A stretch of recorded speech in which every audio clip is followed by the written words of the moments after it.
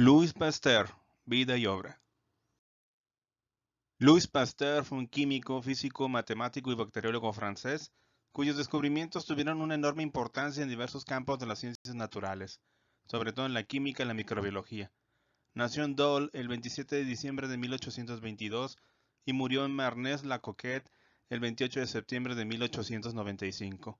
A él se debe la técnica conocida como pasteurización, eliminar parte o todos los gérmenes de un producto elevando su temperatura durante un corto tiempo, que permitió desarrollar la esterilización por autoclave. A través de experimentos refutó definitivamente la teoría de la generación espontánea y desarrolló la teoría germinal de las enfermedades infecciosas. Aunque la teoría microbiana fue muy controvertida en sus inicios, hoy en día es fundamental en la medicina moderna y la microbiología clínica, que condujo a innovaciones tan importantes como el desarrollo de vacunas, de los antibióticos, la esterilización y la higiene como métodos efectivos de cura y prevención contra la propagación de las enfermedades infecciosas. Esta idea representa el inicio de la medicina científica, al demostrar que la enfermedad es el efecto visible, signos y síntomas, de una causa que puede buscarse y eliminarse mediante un tratamiento específico. Su primera contribución importante a la ciencia fue en fisicoquímica, con el descubrimiento del dimorfismo del ácido tartárico, al observar al microscopio que el ácido racémico presentaba dos tipos de cristal, con simetría especular, contradiciendo los descubrimientos de Eilhard Meisterlitz, químico de prestigio de la época. Este descubrimiento lo realizó cuando contaba con poco más de 20 años de edad. Fue por tanto el descubridor de las formas dextrógiras y levógiras que desviaban el plano de polarización de la luz con el mismo ángulo, pero en sentido contrario. Trabajó como profesor de física en Dijon Lycée, aunque en 1848 se convirtió en profesor de química en la Universidad de Estrasburgo. Pasteur hizo muchos descubrimientos en el campo de la química, especialmente acerca de la estructura molecular de algunos cristales, algo que le serviría más tarde para desarrollar sus teorías. Se casó en 1849 y tuvo 5 hijos: Jane, 1850-1859, Jean-Baptiste, 1851-1908, Cecile, 1853-1866, Marie-Louise, 1858-1934 y Camille, 1863-1865. Sin embargo, 3 de ellos murieron jóvenes a causa de la fiebre tifoidea, una enfermedad que causa diarrea y erupciones cutáneas y que puede ser mortal en niños. Este suceso determinó la vida profesional de Louis Pasteur. La pérdida de sus hijos hizo que centrara sus estudios en encontrar curas para las enfermedades infecciosas. La fiebre tifoidea era provocada por el consumo de alimentos en mal estado, pero no se sabía qué era lo que causaba esta alteración. Por ello, en 1865 Pasteur inició el estudio de los procesos de fermentación y descubrió que estaban causados por microorganismos. Al tratarse de seres vivos y no de procesos inorgánicos, Pasteur imaginó que calentando los alimentos podría matarlos. Y en efecto, se dio cuenta que aplicando altas temperaturas sobre los productos, mataba las bacterias y evitaba que el consumo de estos alimentos provocara intoxicaciones. Pasteur y las fermentaciones. El término fermentación, del latín fervere, hervir, originalmente designaba el proceso de descomposición de un cuerpo con desprendimiento de gas y aumento de volumen y temperatura. Es un proceso conocido desde antiguo y aprovechado en múltiples culturas para la producción de bebidas alcohólicas. En tiempos de Louis Pasteur, en el Diccionario de Medicina y Cirugía de Littré, se define como reacción química que se verifica en un compuesto de origen orgánico, materia fermentesible, por la sola presencia de otra sustancia, fermento, que nada cede al cuerpo descompuesto. En este esquema podemos ver algunos productos de fermentaciones. Aquí todo inicia con la descomposición de la glucosa en ácido pirúvico y el aprovechamiento de este producto por diferentes microorganismos. Entre ellos tenemos la Propionibacterium, cuyos productos de fermentación son el ácido propiónico y dióxido de carbono, los cuales forman productos como el queso suizo, ese típico queso con agujeros, y esos agujeros son las burbujas de dióxido de carbono que liberan estos microorganismos al momento de realizar esta fermentación. Tenemos los bacilos, lactobacilos y streptococcus que producen ácido láctico y se utilizan para industrializarlo en forma de queso cheddar, yogurt y salsa de soya. Tenemos la Saccharomyces cerevisiae que libera dióxido de carbono y produce etanol, que forma parte de muchas de las bebidas alcohólicas conocidas como el vino o la cerveza. Tenemos el Clostridium, que produce acetona isopropanol, que se utiliza principalmente como removedor de pinturas. y otros productos disolventes orgánicos. Y por último tenemos la Escherichia coli y Acetobacter, que producen el ácido acético, conocido popularmente como vinagre, que es un producto pues muy utilizado en la cocina y como conservante de alimentos y para otros procesos industriales. La creencia general era que el fermento era un compuesto químico de naturaleza proteica rico por tanto en nitrógeno, que se hacía activo en contacto con el aire.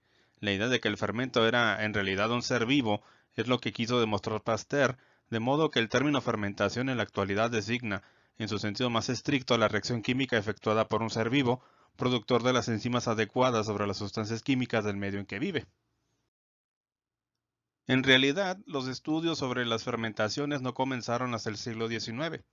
Nicolas Appert, 1750-1841, puede ser considerado precursor de la esterilización con su obra de 1810, Arte de conservar por el proceder del calentamiento todas las sustancias animales y vegetales durante varios años, donde destacaba lo que indudablemente recuerda a los posteriores trabajos de Louis Pasteur, que las conservas en las que no se producen fermentaciones están desprovistas de oxígeno, de lo que dedujo, y después intentó confirmar experimentalmente que este gas está implicado en las fermentaciones, doctrina que finalmente se impuso.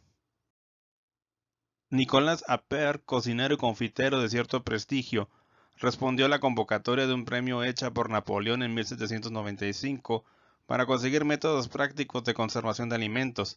Appert propuso presentar los mismos, sumergirlos en líquido dentro de botellas de vidrio de boca ancha, presentar los envases con corcho y alambre y hervirlos. En 1802 instaló su propia fábrica de conservas en Massy. Y esto fue muy importante porque, como decía Napoleón, un ejército avanza tanto como se lo permite su estómago, o algo por el estilo. El asunto es que esto era de vital importancia debido a sus grandes campañas militares por toda Europa, que lo llevaron desde Portugal y España hasta el extremo de llegar a Rusia. Por lo tanto, debía de llevar consigo enormes cantidades de alimentos y en esa época no existía la refrigeración y los métodos de conservación básicamente eran el salado o el secado. Y con esta invención logró aumentar la cantidad y calidad de los alimentos disponibles para sus tropas. Cagniart-Latour en 1836 fue el primero en reconocer que la levadura que determina la fermentación alcohólica, es decir, la transformación del azúcar en alcohol, era una sustancia organizada, es decir, una célula, y por tanto que este tipo de transformaciones, las que hoy son en sentido estricto campo de trabajo de la química orgánica, se realizan solamente en el interior de seres vivos. Esta naturaleza vegetal de las levaduras responsables de la fermentación fue confirmada por los alemanes Kuchsin y Schwann en 1837. Los trabajos de Theodor Schwann, fundador de la doctrina celular, sobre la fermentación alcohólica fueron presentados por su maestro Johannes Müller en la Sociedad de Amigos de la Naturaleza, en Berlín en 1837, y más tarde confirmados por Turpin en 1838. Ya iniciadas las investigaciones de Pasteur, desde 1858 Maurice Trouvé afirmó que los microorganismos contienen sustancias causantes de la descomposición de los compuestos orgánicos. Consideraba los fermentos como sustancias químicas relacionadas con las proteínas y a la actividad enzimática como una propiedad de la proteína misma. En 1897, Edward Buchner descubrió casualmente que los ultrafiltrados de levadura previamente desintegrada conservaban la misma capacidad de fermentación que la levadura íntegra. Es en esta discusión en la que se terciaron los nuevos trabajos de Pasteur, quien se interesó por los tartratos desde sus primeros tiempos en la escuela normal. Al tiempo que realizaba los trabajos en los que describía la actividad de ciertas levaduras y del Penicillium glaucum sobre el paratartrato de amoníaco, Pasteur, ubicado desde 1854 en Lille, en el centro de una región cuya importante actividad industrial se había especializado en la producción de alcohol a partir de la remolacha, y que en buena medida había sido designado profesor y decano de su Facultad de Ciencias para, a través de su trabajo, impulsar esta actividad industrial, centró entonces su atención en el proceso de las fermentaciones. Por su antiguo interés por el fenómeno de la actividad óptica de los compuestos químicos, Pasteur conocía la observación de Biot, comunicada en 1839, de que el alcohol amílico, conocido desde antiguo como aceite o esencia de papa, es ópticamente activo desviando la luz polarizada hacia la izquierda, siendo por lo tanto levógiro. Uno de los productos de la destilación era ópticamente activo. Tras confirmar la observación afirmó, contra voces tan autorizadas como la de Liebig, que esta actividad óptica no era una herencia del azúcar de la cual procedía el alcohol, sino una característica nueva adquirida en el proceso de fermentación, y generalizó que la creación de moléculas con actividad óptica era un proceso vital, una reacción química que solo puede producirse en el interior de un ser vivo que actúa como fermento. Puesto que el alcohol amílico representa también un papel importante en la fermentación láctica, la transformación del azúcar en ácido láctico, que tiene también dos isómeros ópticos, dextrógiro y levógiro. A esta dedicó Pasteur en 1857 su primer trabajo en la nueva línea de las fermentaciones. En él afirmó ya de manera taxativa que las fermentaciones son las consecuencias de la actuación de un ser vivo que transforma los productos químicos porque los utiliza en su desarrollo y organización. Apuntó además que existe una especificidad de las fermentaciones, de modo que la acción de fermentos distintos da lugar a transformaciones distintas. Quedaba pendiente la demostración experimental de sus afirmaciones, que se produciría en la etapa siguiente, la fermentación alcohólica. En sus nuevos trabajos, Pasteur escribió: los glóbulos de levadura, verdaderas células vivas, puede considerarse que tienen como función correlativa de su vida la transformación de azúcar. No hay fermentación alcohólica sin organización, desarrollo y multiplicación simultáneos de los glóbulos o la prosecución de la vida de los glóbulos ya formados. Memoria sobre la fermentación alcohólica, 1860.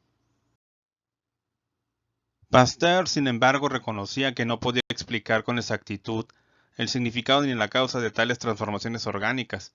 En el mismo texto continuaba: ¿qué representa el acto químico de la escisión de azúcar y cuál es su causa íntima? Confieso mi completa ignorancia. Podría decirse que la levadura se nutre de azúcar para excretarla en forma de alcohol y carbónico.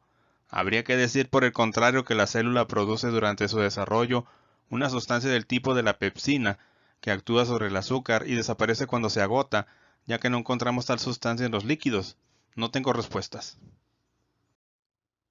Poco antes de la publicación de este texto, en 1857, Pasteur había sido designado para diversos cargos administrativos en la Escuela Normal Superior de París, sin dotación económica ni locales en los que desarrollar su trabajo experimental, lo que lo llevó a improvisar un laboratorio en el ático de la propia escuela, donde completó los estudios sobre la fermentación alcohólica que había empezado en Lilly. En 1859 consiguió traspasar este laboratorio a un pequeño pabellón en la calle de Ulm, donde prosiguió sus estudios sobre la fermentación alcohólica, que extendió a la butírica y a la acética. Estos nuevos estudios le llevaron a descubrimientos trascendentales para la microbiología.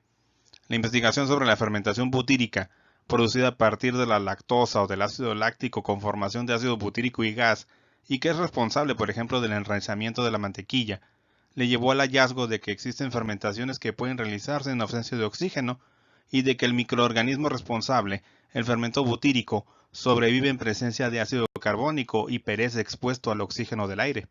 Las expresiones vida aerobia y vida anaerobia fueron acuñadas poco después por Pasteur para designar a los microorganismos con estas características. Si los trabajos sobre la fermentación butírica fueron importantes por el reconocimiento de la vida anaerobia, tuvieron sin embargo una mayor trascendencia otros estudios con aplicaciones prácticas más inmediatas en la industria. Era conocido que durante el proceso de fabricación del vinagre se forma en su superficie algo parecido a una piel, en la que se había identificado un micodermo, en traducción literal una piel de hongos, el Mycoderma seti. Pasteur confirmó la presencia de este microorganismo responsable de la oxidación del vino y de su transformación en vinagre, y comprobó que la introducción de otro microorganismo distinto podía alterar el proceso, estropeando la calidad del producto final. De una forma similar se presentaba el problema del vino. La industria vinícola francesa era un pilar importante de su economía, pero los viticultores tenían serios problemas porque el proceso de producción es prácticamente incontrolable. Los vinos, tras una fermentación incorrecta, enfermaban en los toneles, se volvían amargos, agrios o picantes. Napoleón III pidió a Pasteur que investigara las causas de las enfermedades de los vinos y los medios de prevenirlas. Pasteur instaló un nuevo laboratorio en Arbois para afrontar la investigación. Consiguió comprobar que el envejecimiento del vino es un proceso de oxidación lenta que se altera cuando los microorganismos presentes, el Mycoderma vini, no son los adecuados, y reconoció para cada enfermedad del vino un agente distinto responsable de la misma. El problema consecuente era la aplicación a la industria de los conocimientos obtenidos en el estudio del vino y del vinagre. Dicho de otro modo, conocidas las causas de las alteraciones del proceso, ¿cómo puede intervenirse para que las transformaciones sean siempre las necesarias y beneficiosas para el industrial y no otras. La propuesta de Pasteur partía del método del ya mencionado Nicolas Appert, pero con una plena fundamentación científica. En 1810 Appert publicó su arte de conservar por el proceder del calentamiento todas las sustancias animales y vegetales durante varios años, trabajo en el que indicó la posibilidad de conservar los alimentos en recipientes herméticamente cerrados y sometidos a la acción del calor, ignorando todavía lógicamente el papel de los microorganismos en la alteración de los alimentos. Pasteur ya conocía que existen estos microorganismos y que el procedimiento de Appert permite su destrucción, entonces propondría tanto para el vino como para el vinagre un calentamiento entre 55 y 60 grados centígrados, suficiente para destruir los microorganismos sin alterar las propiedades del producto. Había nacido así la primera aplicación de la biología a la industria, la pasteurización. Además, con el conocimiento preciso del mecanismo que lleva a la transformación industrial del vino en vinagre, Pasteur consiguió que un proceso que es habitualmente lento y de precario equilibrio pudiera ser acelerado y controlado estrictamente con los lógicos beneficios para la industria. La pasteurización según Pasteur.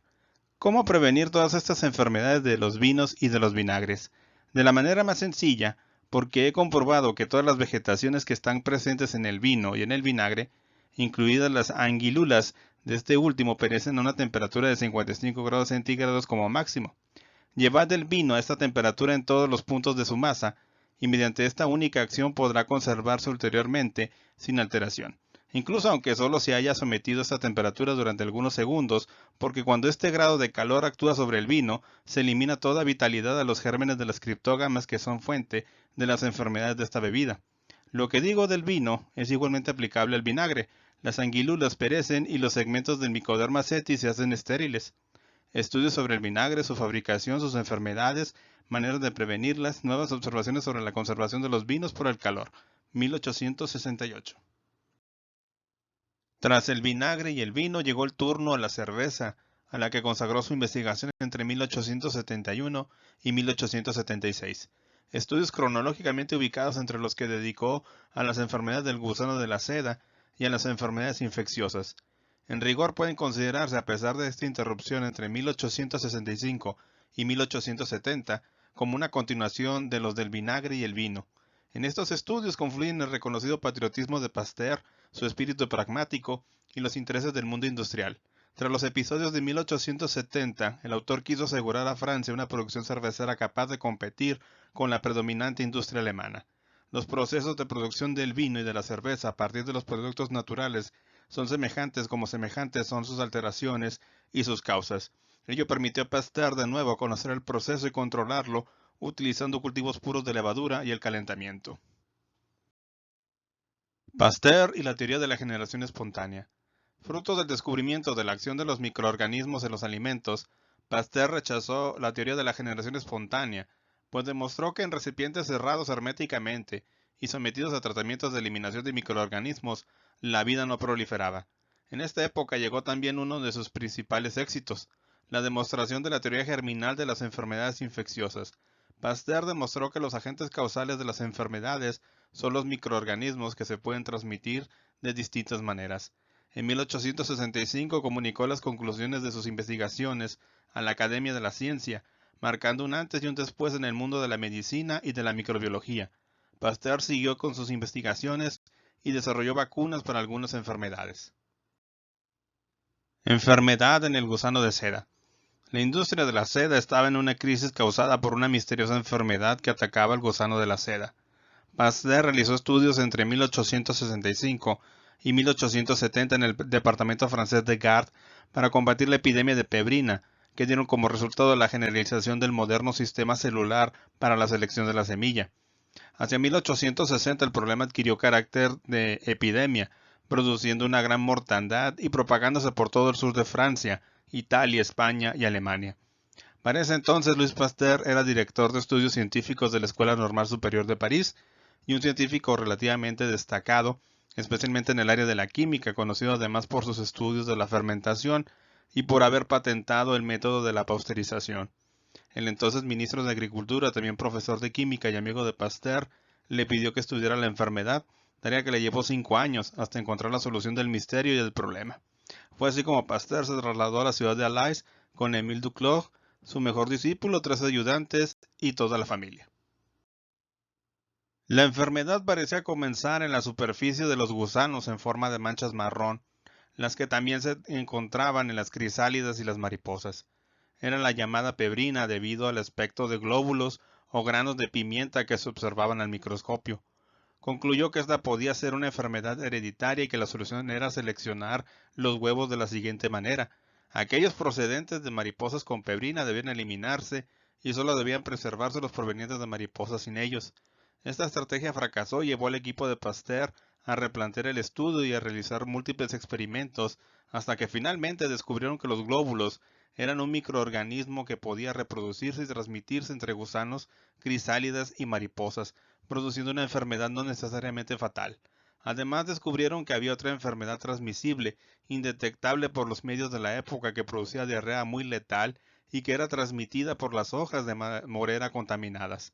A la luz de la microbiología actual, se sabe que esta enfermedad de los glóbulos es producida por la Nosema bombycis, una especie de Microsporidium, y que los glóbulos que veía Pasteur eran núcleos de Cryptosporidia. La diarrea conocida como Flecherie es producida por un virus que se transmite por las hojas de morera. Finalmente los esfuerzos valieron la pena y las medidas propuestas por Pasteur salvaron transitoriamente a la industria de la seda del sur de Francia. Paradójicamente, el avance de la química terminó por eliminarla cuando en 1884 Hilaire de Chardonnay inventó la seda artificial que costaba mucho menos. La teoría de los gérmenes de la enfermedad. Durante la vida de Louis Pasteur no fue fácil para él convencer a otros de sus ideas, que fueron controvertidas en su tiempo pero que hoy se consideran absolutamente correctas. Pasteur luchó para convencer a los cirujanos de que los gérmenes existían y que eran la causa de la enfermedad, no mal aire, la teoría prevaleciente hasta ese momento. Además, insistió en que los gérmenes se pueden propagar a través del contacto humano e incluso con instrumentos médicos, y que matar los gérmenes mediante la pasteurización y esterilización era imperativo para prevenir la propagación de enfermedades. Además, Pasteur avanzó en el estudio de la virología. Su trabajo con la rabia lo llevó a darse cuenta de que las formas débiles de la enfermedad se podían utilizar como inmunización contra las formas más fuertes. Semmelweis y la sepsia. Ignaz Philipp Semmelweis, Buda, actual Budapest, 1 de julio de 1818, Oberdoblin, actual Viena, 13 de agosto de 1865. Fue un médico cirujano y obstetra en el Imperio Austriaco. Su familia de habla alemana residió en la tierra de la corona del Reino de Hungría. Es conocido popularmente como el Salvador de Madres, pues descubrió que la incidencia de la sepsis puerperal o fiebre puerperal, también conocida como fiebre del parto, podía ser disminuida drásticamente usando desinfección de las manos en las clínicas obstétricas. Es considerado como el creador de los procedimientos antisépticos. La fiebre puerperal a mediados del siglo XIX tenía un desenlace frecuentemente fatal, provocando la muerte de un 10 a 35% de las parturientas. Semmelweis en el año 1847 propuso lavarse cuidadosamente las manos con una solución de hipoclorito cálcico cuando él trabajaba en la primera clínica obstétrica, Clínica 1, del Hospital General de Viena, donde la mortalidad entre las pacientes hospitalizadas en la sala atendida por obstetras, la Clínica 1, era de 3 a 5 veces más alta que en la sala atendida por matronas, Clínica 2. Semmelweis publicó su obra seminal de la etiología, el concepto y la profilaxis de la fiebre puerperal en 1861, describiendo su investigación y proponiendo medidas para controlar la fiebre puerperal. A pesar de varias publicaciones difundiendo sus resultados y demostrando que el lavado profundo de las manos de los obstetras reducía significativamente la mortalidad por fiebre puerperal a menos del 1%, las observaciones de Semmelweis entraban en conflicto con la opinión médica establecida en su tiempo y sus ideas fueron rechazadas. Algunos médicos se sintieron ultrajados por la sugerencia de que ellos eran responsables de la muerte de las embarazadas por no lavarse adecuadamente las manos antes de atender a sus pacientes. A ellos añadió el que Semmelweis no fue capaz de proporcionar una explicación satisfactoria para sus propuestas. Las recomendaciones de Semmelweis solo fueron aceptadas después de su muerte, cuando Louis Pasteur confirmó la teoría de los gérmenes como causantes de las infecciones, y Joseph Lister, siguiendo las investigaciones de Pasteur, implementó el uso de los métodos de asepsia y antisepsia en cirugía. Después de abandonar Viena y ejercer como profesor de obstetricia en Budapest, Semmelweis fue ingresado en una institución mental donde murió a las 2 semanas a la edad de 47 años, de un proceso séptico causado probablemente por una paliza de sus guardias. Edward Jenner y la vacuna de la viruela. En el nacimiento y evolución de la microbiología y la inmunología tuvo un papel decisivo Louis Pasteur, gracias al esfuerzo, lucidez, inventiva y rigor en la aplicación del método científico del químico francés y también de otros importantes investigadores de la época como el alemán Robert Koch, pudo refutarse definitivamente la teoría de la generación espontánea de los organismos vivos, que todavía seguía viva en una buena parte de la población, y establecerse la teoría microbiana de la infección con sus principales secuelas como la mentalidad etiopatológica en la asistencia al enfermo. Definitivamente la etiología de las enfermedades infecciosas quedó centrada en los microbios, el progreso de la higiene y la sanidad públicas, la evolución de la asepsia y la antisepsia y con ellas también de la profilaxis quirúrgica, así como en el desarrollo de la quimioterapia y de la inmunización. Aunque la inmunología tuvo su protohistoria con la vacunación antivariólica de Jenner, su verdadero inicio quizás haya que situarlo en la extraordinaria obra de Pasteur y sus discípulos, el poderoso catalizador que lo convertiría definitivamente en una de las más atractivas disciplinas científicas. Esta transformación se apoyó en tres hechos complementarios entre sí: el descubrimiento e investigación de distintos fenómenos inmunológicos, el diseño y puesta en práctica de diversas técnicas de inmunización y el desarrollo de una doctrina inmunológica. A partir de los trabajos de Pasteur y su equipo, la vacunación se desarrolló mediante la inmunización activa con gérmenes vivos de virulencia atenuada o la inmunización pasiva con gérmenes muertos. De esta manera, durante la última parte del siglo XIX y principios del XX, se pudo tratar un buen número de enfermedades infecciosas que venían siendo un verdadero azote para la humanidad. La vacuna del cólera. Pasteur produjo la primera vacuna desarrollada en un laboratorio, la vacuna contra el cólera aviar. Pasteur atenuó o debilitó la bacteria para usarla en la vacuna. De hecho, descubrió el método de atenuación por accidente. En su laboratorio estudiaba el cólera al inyectar pollos con bacterias vivas y registraba el fatal avance de la enfermedad. Le había dado instrucciones a su asistente de inyectar a los pollos con un cultivo fresco de la bacteria antes de salir de vacaciones, pero el asistente se le olvidó. No fue sino hasta un mes después, cuando el asistente regresó, que se llevó a cabo lo que Pasteur había pedido. Los pollos, aunque mostraban signos leves de la enfermedad, sobrevivieron. Cuando estuvieron sanos otra vez, Pasteur los inyectó con bacterias frescas y los pollos no se enfermaron. Posteriormente, Pasteur pensó que el factor que hizo la bacteria menos mortal fue la exposición al oxígeno. Carbunco. El 5 de mayo de 1881, en la granja de Pouilly-le-Fort, cerca de París, Pasteur inició un experimento para demostrar su concepto de la vacunación. Probaba 58 gotas de un cultivo atenuado de Bacillus anthracis, la bacteria causante del carbunco o anthrax, sobre un buey, 6 vacas y 25 ovejas. El 17 de mayo estos mismos animales fueron inoculados nuevamente con la misma cantidad de un cultivo menos atenuado, o sea, más virulento. El 31 de mayo se realizó la prueba definitiva. Se inyectaron con cultivos muy virulentos todos los animales ya vacunados y además 25 ovejas y 4 vacas no vacunados que sirvieron como grupo testigo a la prueba. El 2 de junio una selecta y nutrida concurrencia apreció los resultados, que fueron los siguientes. Todas las ovejas vacunadas estaban bien. De las no vacunadas, 21 habían muerto ya, más 2 más murieron durante la exhibición ante la propia concurrencia, y el último al caer de la tarde de ese día. De las vacas, las 6 vacunadas se encontraban bien, mientras que las 4 no vacunadas mostraban todos los síntomas de la enfermedad y una intensa reacción febril. Su experimento resultó todo un éxito y fue un hito en la prevención de esta enfermedad mortal que afectaba al ganado vacuno y ovino. El anthrax era fatal para los humanos y podía arrasar con poblaciones enteras de animales de granja. Quien pudiera prevenir la enfermedad no solo salvaría vidas, sino que también sería rico. Robert Koch ya había encontrado la bacteria que causaba el mal. Pasteur anunció que había descubierto la vacuna e inmunizó con éxito 31 animales, aunque estudios recientes de sus libretas de anotaciones han revelado que exageró sobre cuánto del trabajo era original y suyo. Lo que hizo fue prestarse de los estudios de otros. Vacuna contra la rabia. El tratamiento que Pasteur prepararía para la rabia ofrecería la salvación, curación e inmunidad de por vida. A la rabia la llamaban la muerte horrible por su forma de manifestarse: convulsiones, hidrofobia, agresividad y finalmente asfixia. La transmitían animales enfurecidos, envenenados por un mal que podía pasar a los seres humanos y causar su muerte. Era algo terrible. Diciembre de 1880 fue el mes elegido por Pasteur para centrarse en el estudio de la rabia. Nunca había conseguido observar al microscopio el agente infeccioso, y por más esmero que pusiese en las tinciones, este nunca aparecía. Cuando comenzó su trabajo, lo primero que requería era un modelo de infección fiable en el laboratorio. Necesitaba una cepa de referencia con la que trabajar, un método de infección reproducible y homogéneo para poder eliminar dos incomodísimas variables, la incógnita en el contagio y los largos y aparentemente azarosos tiempos de incubación.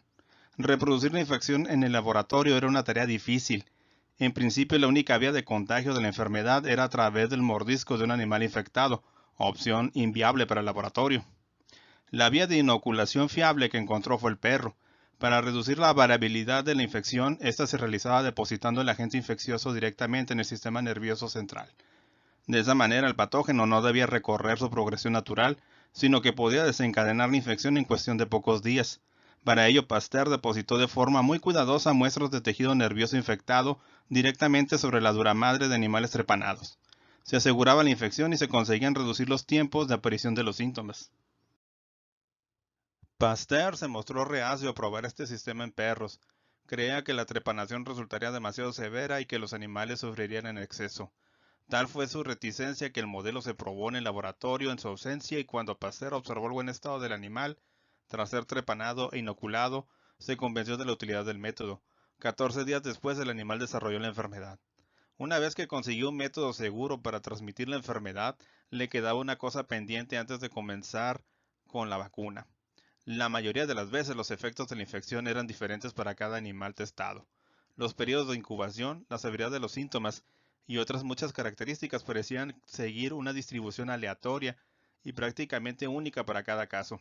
Como consecuencia decidió atender únicamente a la variable tiempo de incubación, puesto que lo que buscaba era una cepa de referencia para poder usarla más adelante en la vacuna.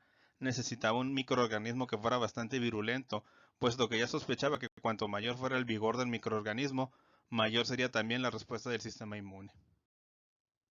Pasteur entendió que la cepa que buscaba no la podría encontrar en la naturaleza y se decidió a obtenerla en su propio laboratorio. Para ello utilizó una metodología basada en la adaptación de los microorganismos al medio, realizando pases consecutivos del mismo virus en conejos de laboratorio. Inoculaba un conejo y posteriormente, una vez desarrollada la enfermedad, utilizaba su médula para inocular nuevos conejos. Tras varias infecciones, el microorganismo había reducido notablemente el tiempo de incubación, lo cual era síntoma de un aumento de la virulencia. Al cabo de 21 pases consecutivos, los síntomas aparecían a los 8 días de la exposición al microorganismo. Pasteur ya tenía lo que quería, su modelo de infección de la rabia. Ahora podía comenzar con el verdadero reto que era curar la enfermedad. Para preparar su esperada vacuna, y basándose en sus experiencias con el cólera aviar, pudo ver cómo cultivos mantenidos varias semanas no eran capaces de reproducir la enfermedad de igual manera que los cultivos más frescos. De esta manera, Pasteur había comenzado a manipular el estado fisiológico de los microorganismos, aprovechando las escasas capacidades virulentas de microbios envejecidos. El caso de la rabia presentaba la complicación añadida de que el agente causal de la enfermedad no había sido cultivado, no había sido ni siquiera observado al microscopio. No haber podido aislar al microorganismo rábico no solo era importante por el mero hecho de no conseguir observarlo, sino que al no poder ser cultivado, Pasteur no podía aplicar con dicho agente las mismas técnicas de modificación que había usado en el pasado con otros patógenos. Sin embargo, la hipótesis que mantenía Pasteur era que el crecimiento continuado de un microorganismo en un medio diferente al natural reducía la virulencia. Pero ¿cómo modificar el crecimiento de un organismo que no podemos ver? Pasteur comenzó en un principio variando el huésped. Había visto que las muestras provenientes de un animal a veces resultaban poco infectivas al cambiar de animal.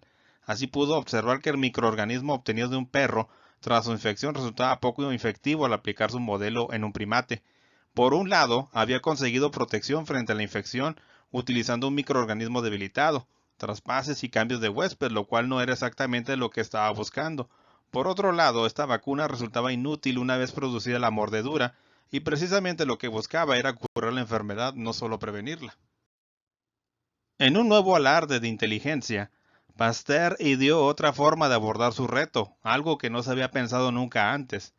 frenar la enfermedad produciendo una respuesta inmune a través de un microorganismo debilitado, mientras que el microorganismo, virus, contagiado progresa de manera natural. Su idea era, por tanto, promover una respuesta inmune más fuerte que se produjera en el tiempo existente entre la mordedura y la aparición de la enfermedad. Gracias a uno de sus colaboradores, el Dr. Rhodes, descubrió que la forma idónea de debilitar el microorganismo era la desecación de las médulas de animales infectados. Este sistema presentaba además una característica especialmente interesante para Pasteur. La reducción en la virulencia resultaba gradual y proporcional a los 2 días de desecación. En el mes de marzo de 1885, Pasteur tenía lo que había buscado. Había conseguido una veintena de perros resistentes a la rabia mediante la inoculación subcutánea seriada de médulas secas. Las inyecciones se hacían diariamente y cada día se inyectaba una médula con un periodo de desecación menor hasta llegar a las médulas supuestamente más virulentas, aquellas que habían permanecido en el frasco 1 o 2 días. De esa manera tan innovadora para la época, Pasteur hacía que los animales fueran después resistentes a la infección por el virus de la rabia. En julio de 1886, el joven Joseph Meister se presentaba frente a Pasteur acompañado de su madre y del dueño del perro, presentando un abultado número de heridas profundas y unas amplias probabilidades de acabar desarrollando la rabia. Al joven Meister se le administró regularmente una inyección subcutánea de una solución de médula desecada, que era menos atenuada con cada sucesiva inoculación. Así, el 16 de julio se llegó a la última inoculación. Esta última era una cepa muy virulenta obtenida de médula de perro. 15 días después de las mordeduras de Meister, Pasteur, extenuado, abandonó París, dejando al joven bajo la tutela del Dr. Grancher.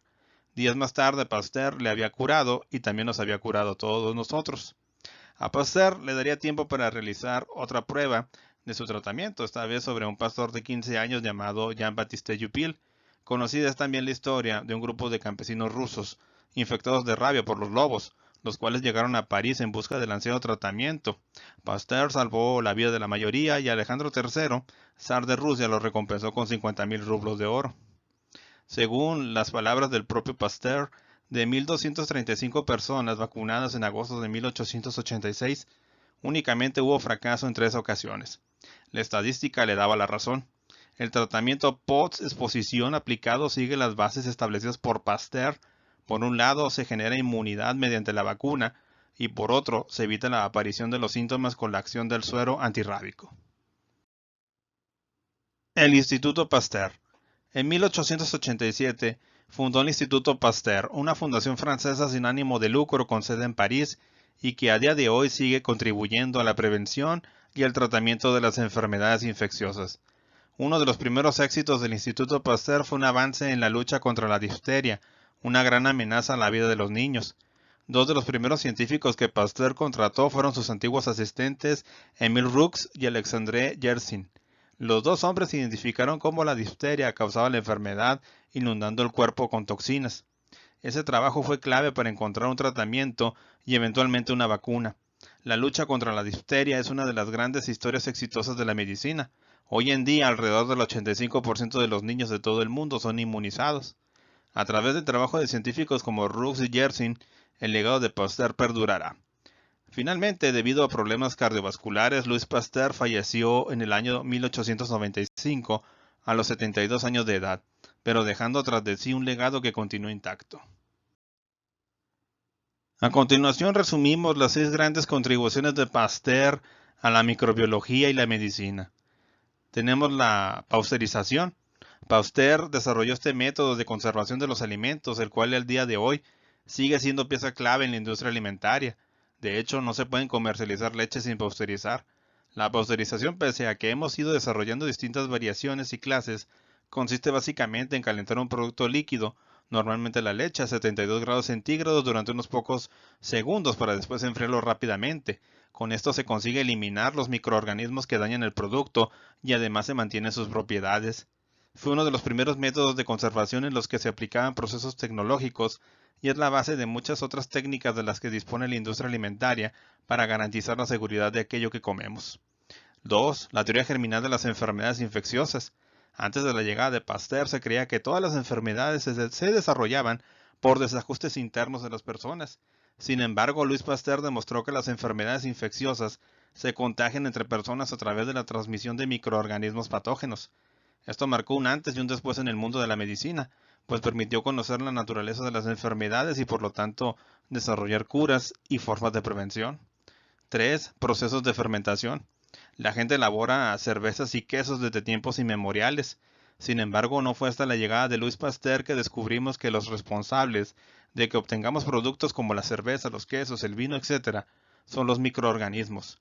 Estos microorganismos crecen en el producto y cambian las propiedades de este sin causarnos enfermedades, pues no son patógenos. Demostró que los microorganismos pueden ser beneficiosos para la industria alimentaria y permitió que empezáramos a estudiar las bacterias y los hongos desde un punto de vista industrial. 4. Rechazo de la generación espontánea. Antes de la llegada de Pasteur, la gente creía que podía aparecer la vida de la nada. La gente veía que de un trozo de carne empezaban a salir gusanos, por lo que creían que surgían espontáneamente. Pese a que puede parecer sentido común, Louis Pasteur demostró que la generación espontánea no existía, y lo demostró cerrando herméticamente distintos productos. Aquellos que no estaban en contacto con el medio no tenían ni gusanos ni moscas. Así corroboró que los seres vivos no surgen de la nada, sino que vienen del medio. 5. Desarrollo de vacunas. Louis Pasteur también hizo grandes progresos en el mundo de las vacunas, especialmente para las enfermedades de la rabia y del carbunco. Pasteur, conocedor de que estaban causadas por microorganismos, pensó que si inyectaba una forma inactiva de la bacteria o del virus, conseguiría hacer que la persona se volviera inmune y no desarrollara la enfermedad. En el caso del carbunco, una enfermedad mortal que afectaba al ganado, puso la bacteria inactivada en los animales y consiguió que no se pusieran enfermos. En el caso de la rabia, que es una enfermedad mortal, puso la vacuna en un niño que había sido mordido por un perro con la rabia. Gracias a Pasteur, el niño sanó y la vacuna contra la rabia sigue siendo utilizada a día de hoy. Y número 6. El Instituto Pasteur. Louis Pasteur fundó el Instituto Pasteur en 1887, una fundación privada sin ánimos de lucro con sede en París que lleva más de 100 años desarrollando una investigación puntera en la prevención y el tratamiento de distintas enfermedades infecciosas. Fue el primer laboratorio en aislar el virus del VIH, el virus del SIDA, algo imprescindible para investigar acerca de él y de la enfermedad que provoca.